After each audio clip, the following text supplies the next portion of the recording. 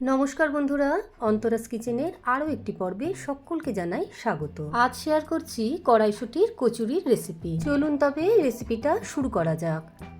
কড়াইশুঁটির পুরটা তৈরি করবার জন্য আমি এখানে বেশ কিছুটা কড়াইশুঁটি ছাড়িয়ে নিয়েছি। এবার এটা মিক্সির জারের মধ্যে দিয়ে আমি দুবারে করে বেটে নেব। একটা স্মুথ পেস্ট কিন্তু তৈরি করে নেব। সাথেই দিয়ে দিচ্ছি দুটো কাঁচা লঙ্কা আর সামান্য একটু পরিমাণে জল। এবার কড়াইশুঁটির পুরটা আমি একটু তেলেতে কষে নেব। তার জন্য আমি কড়াতে 1 থেকে 1.5 চামচ মতন সাদা তেল গরম করে নিয়ে তাতে 1 চিমটে মতন হিং গরম করে নিয়ে দিয়ে দিচ্ছি কড়াইশুঁটির পেস্টটা। সাথেই দিয়ে দিচ্ছি পরিমাণ মতন চিনি আর নুন, আর সঙ্গে দিচ্ছি 1 থেকে 1.5 চামচ মতন আদা আর মৌরি বাটা। এবার সবটা খুব ভালো করে মিশিয়ে নিয়ে মিডিয়াম ফ্লেমে একভাবে নাড়াচাড়া করে পুরটাকে আমি শুকিয়ে নিচ্ছি।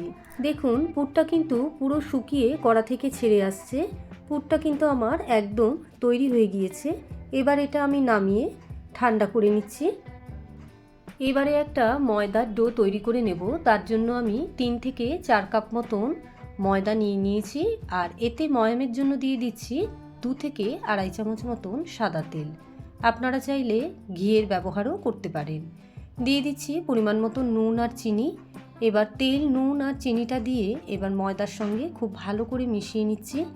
প্রথমে চামচের সাহায্যে একটু মিশিয়ে নিয়ে এবার হাত দিয়ে সবটা খুব ভালো করে ময়দার সঙ্গে মিশিয়ে নিচ্ছি। যত ভালো করে ময়ামটা দেয়া হবে কচুরি কিন্তু ততই ভালো ফুলবে।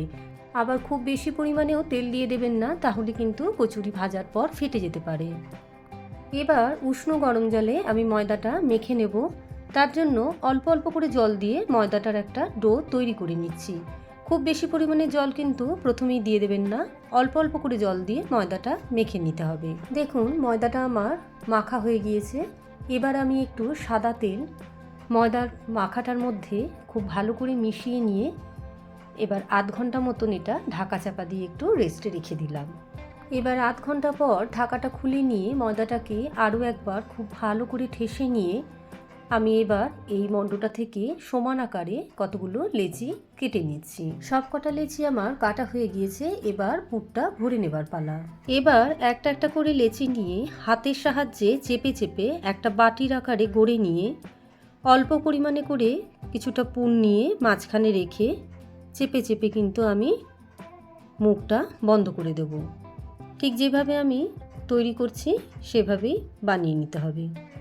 এবার মুখটা খুব ভালো করে বন্ধ করে নিয়ে হাতের তালুর সাহায্যে একটু গোল করে পাকিয়ে নিলেই আমাদের পুর ভরা লেচিটা কিন্তু তৈরি হয়ে গেল। সেমভাবেই আরও একটা তৈরি করে দেখাচ্ছি। এবার চামচে করে অল্প করে একটু করে নিয়ে ঠিক একইভাবে মুখটা বন্ধ করে নিয়ে হাতের তালুর সাহায্যে একটু গোল করে নিলেই আমাদের পুর ভরা লেচি কিন্তু রেডি হয়ে গেল। এই একইভাবে সবকটা লেচি আমি তৈরি করে নিলাম। এবার একটা একটা করে লেচি নিয়ে আমি বেলে নেব। তার জন্য প্রথমেই একটা লেচি নিয়ে একটু তেল মাখিয়ে নিয়ে হাতের সাহায্যে একটু চ্যাপটা করে নিচ্ছি, যাতে পুরটা চারিদিকে ছড়িয়ে পড়ে, বেলার সময় বেরিয়ে না যায়। এবার খুব হালকা হাতে হালকা করে করে চাপ দিয়ে আমি লেচিটা বেলে নিলাম। এবার এই একইভাবে আমি বেশ কয়েকটা লেচি আগে বেলে নিয়ে তারপর ভেজে নেব। এবার কচুরিগুলো ভেজে নেবার জন্য কড়াতে বেশ খানিকটা তেল আমি গরম করে নিয়েছি, আর গরম তেলের মধ্যে আমি এবার একটা একটা করে কচুরি ভেজে নেব। গ্যাসের ফ্লেমটা কিন্তু মিডিয়ামে রেখেছি, আর অনবরত হালকা হাতে নেড়ে চেড়ে আমি কচুরিগুলোকে কিন্তু ভেজে নিচ্ছি। দেখুন একটা কচুরি আমার ভাজা হয়ে সুন্দর ফুলে উঠেছে। এই একইভাবে আমি সমস্ত কচুরিগুলো তেলেতে দিয়ে হালকা হাতে এপিট ওপিট করে নেড়ে চেড়ে নিয়ে ভেজে তুলে নিচ্ছি।